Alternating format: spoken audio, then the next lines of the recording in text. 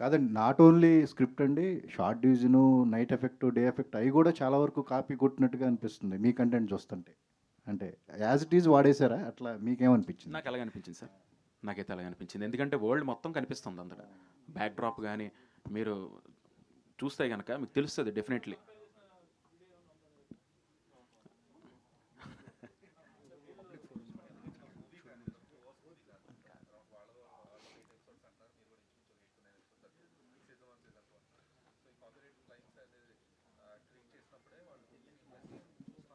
Sir ఒకటి sir.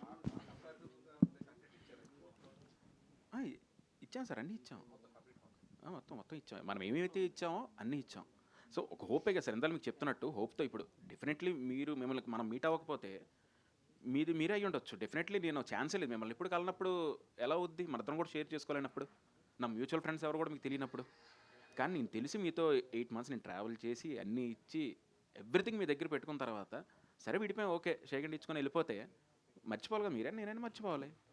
అంతే కదా సార్. ఇప్పుడు సడెన్‌గా వచ్చి ఔట్ ఆఫ్ నోవేర్ సడెన్‌గా మనం మీరు చూస్తే మన షూటింగ్ స్టార్ట్ అయింది కూడా పోస్టర్ ఈటీవీ ఒరిజినల్స్ అని ఉంటది. మీ డేట్స్ కూడా కంపేర్ చేసుకోవచ్చు. ఏది స్టార్ట్ అయింది ఫస్ట్ అన్నది మీకు తెలిసిపోద్ది. ఆ పోస్టర్ చూస్తే మొదటి రోజే అది మనం పెట్టాం. మీడియా ఆటిల్లో కూడా వచ్చింది. మరి డెఫినెట్‌లీ చూసిన తర్వాత నేను వేరే దగ్గర నుంచి హడావిడిగా ఇరాన్ ఎయిర్‌పోర్ట్స్ అవి కూడా చాలా ఇబ్బంది పడినా సరే నేను ట్రావెల్ చేసి వచ్చాను అంత దూరం నుంచి. జస్టిస్ కోసమే కదా! ఈరోజు ఓకే నాకయింది వీళ్ళు నిలబడుతున్నారు. ఒకవేళ నేను ఒంటరినైతే నేనంత చేయలేను సార్. ఎందుకు చేయలేనంటే నేను మిడిల్ క్లాస్ పర్సన్ నేను. నా తల్లిదండ్రులు చదివించారు. అయిపోయింది అక్కడ దాకా. అమ్మ జాగ్రత్త చేసుకో. గొడవలో పడకు. గొడవలు మనకొద్దు. కుదిరితే ఉండు లేకపోతే వచ్చేయి. అంతే చిన్నదానికి కూడా భయపడే వ్యక్తులు ఆళ్ళు. ఈరోజు మొదటిసారి ఎళ్లి నేను కూర్చున్నప్పుడు ఇప్పుడు కోర్ట్ అంటే మన సినిమాలు చూస్తాం. పెద్ద పెద్ద సినిమాలు చూసినప్పుడు ఆర్గ్యుమెంట్స్ ఉంటాయి. ఎలా ఉంటాయి, అలా ఉంటాయి అన్నాను తప్ప ఇప్పుడు కోర్ట్ మెట్లు కూడా ఎక్కింది లేదు. చూసాను. చూస్తే నాకేం అర్థం కాల. తెల్లవారు ఎప్పుడో 6 గంటలు నేను ఫ్లైట్ దిగి ఎళ్లి 7 గంటల నుంచి సాయంత్రం 8 గంటల వరకు ఒక బెంచ్ మీద అలా కూర్చొని ఉన్నాను సార్. ఏంటి నేనేం తప్పు చేశాను నాకేం అర్థం కాల. ఆ ముందు రోజు రాత్రి నేను వేరే దగ్గర ఉన్నాను. నిన్న వచ్చేసరికి ఇక్కడ ఉన్నాను కట్ చేస్తే సినిమాలో లాగా. 3 రోజులు కంటిన్యూస్‌గా ఎళ్తాను.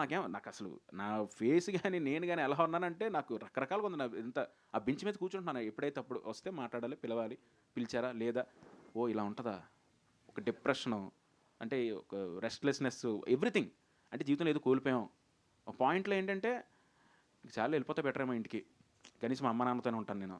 అంటే ఇంత కాంప్లికేషన్స్ పెట్టుకొని అవసరమా? ఎందుకంటే మీరన్నది నిజమే. పెద్దోళ్ళతో ఏంటికి కొడతాం సార్? ఎవరో ఏదో ఒక అవకాశం వచ్చి మీరందరూ చప్పట్లు కొట్టి బాగుందబ్బాయి బాగా చేశారంటే అదే హ్యాపీనెస్ మాకు. అంతే కదా సార్. ఆ హ్యాపీనెస్ కోసం ఇక్కడికి వచ్చి మేము ప్రయత్నిస్తున్నాం.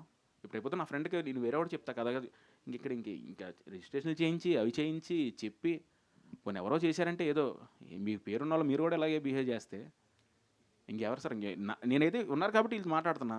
వేరే వాళ్ళు అయితే జస్ట్ నోరు మూసుకొని సైలెంట్గా వెళ్ళిపోవడం తప్ప ఏమైనా అంత నేను చూసినా నాకు అదే అనిపించింది అక్కడ చూసి. ఎందుకంటే అక్కడ ఎంతమంది ఉన్నారు ఏంటి అసలు ఇవన్నీ ఎప్పుడు కదిలేవి ఇవన్నీని. కానీ ఏదో చిన్న ఆశ. ఎవరో కథ ఓకే చేస్తే ఎలాగైతే ఆశపడతామో ఎక్కడో కూడా ఏదైనా జరుగుతుందేమో. ఇంక ప్రతిదానికి మెలుగు పెడితే ఇంక వరల్డే ఓపెన్ అయిపోయిన తర్వాత ఇంక రేపొద్దున వరల్డ్ మీరు చూసినప్పుడు మీకేమనిపిస్తుంది అదే అనిపిస్తుంది. అరే ఇదేంట్రా అదేది ఒకటి. కానీ నేను చెప్పి మీ దగ్గరికి వచ్చి సార్ అలా కాదు సార్ నేను ఆ రోజున ఆ డేట్న అంటే అవన్నీ ఎందుకమ్మా అంటారు అంతే సింపుల్. ఒక ఎక్సైట్మెంట్ ఉంటుంది కదా సార్ టీం అంతా అదంతా పోయినట్టే కదా. అదే సార్ బాధ.